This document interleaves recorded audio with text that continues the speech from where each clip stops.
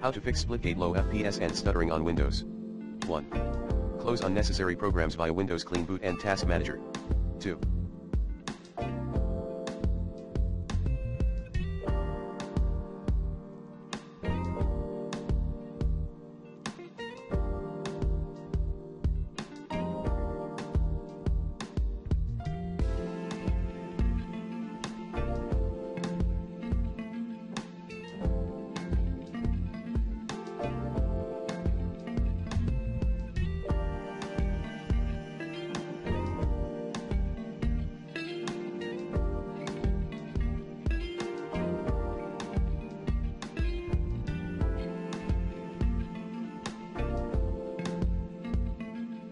Delete temp files.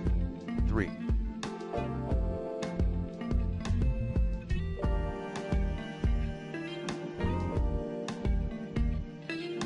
Stop overclocking. 4. Update your graphics driver using the recommended Avast driver updater in this video guide. 5. Windows 10 players, enable hardware accelerated GPU scheduling. 6.